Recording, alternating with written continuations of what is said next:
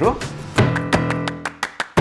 Alors, à l'époque, je dirigeais AXA Bank, une banque dans un contexte d'hyper-réglementation avec de plus en plus de contrôle. Et puis, on était à un moment où il y avait une transformation digitale, l'environnement de travail changeait avec le développement du télétravail. Et donc, la question que j'avais, c'était mais comment on peut rester le plus efficace lorsque tout bouge autour de soi?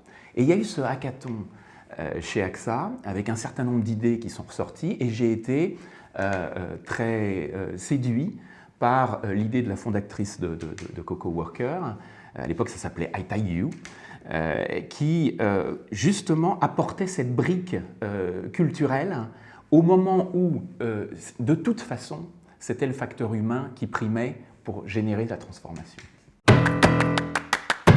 Très souvent, on se retrouve dans des situations où le succès d'une entreprise n'est que l'affaire de quelques-uns et pas assez l'affaire de tous. Et donc, pour moi, ce qui me séduisait dans le KIF, c'était cette idée selon laquelle on allait créer un état d'esprit dans lequel tout le monde est en alerte sur ce qui se fait de bien et peut reconnaître positivement ce qui se fait de bien dans l'entreprise. Donc moi j'ai été séduit par ça, je trouvais que c'était un puissant complément du management traditionnel, et puis c'est un outil qui engage et qui crée du lien autour de l'entreprise, et c'est ça dont il me semblait que la banque avait besoin. Ce qui m'a frappé, c'est pour les managers, ce qu'ils ressentent, c'est quand même une diminution de la pression. Tout est toujours de leur faute, tout leur revient toujours en boomerang, et notamment l'encadrement intermédiaire. Se développent également des sentiments d'inéquité, liés d'ailleurs à la subjectivité de cette reconnaissance et au fait qu'elle est le moteur unique devient le manager, parfois infantilisante.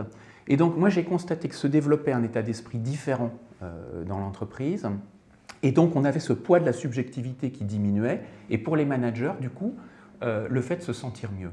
Et puis j'ai aussi constaté que lorsqu'on a des collaborateurs qui sont reconnus, qui ont reçu beaucoup de kiff, et qu'on a ces collaborateurs dans son équipe, le manager il est fier.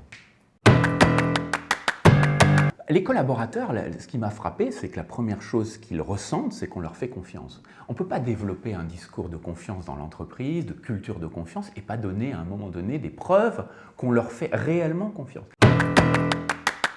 Alors pour l'entreprise, on a deux solutions, soit on crée un budget supplémentaire, soit on prend un budget existant. Nous, on a choisi de prendre un budget existant. En l'occurrence, dans toutes les entreprises, il y a des budgets de primes. Et ces primes, la question est toujours la même, c'est comment on les redistribue et sur quels critères. Et octroyer, prendre une part de ce budget de primes pour redistribuer de manière plus innovante, plus moderne, en développant cet état d'esprit de reconnaissance collaborative, ça m'a semblé être une bonne solution.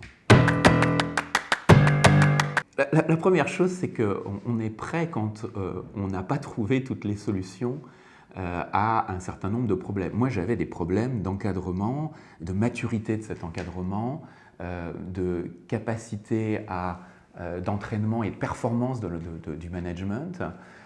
Et je voyais bien que je n'avais pas toutes les solutions dans un monde qui bouge. Donc on est prêt quand déjà on se dit qu'on n'a pas toutes les solutions et qu'on veut en expérimenter d'autres. On est prêt quand on veut aussi aligner le discours avec les actes. On ne peut pas avoir un discours généralisé de management moderne, plus horizontal, de culture de confiance et de culture collaborative, et ne pas mettre des preuves derrière ça. Si on veut être cohérent avec ce discours-là, il faut trouver des moyens, et il m'a semblé qu'une manière simple de tester des choses qui peuvent changer la culture, c'était d'aller vers le KIF et de faire confiance à CocoWorker.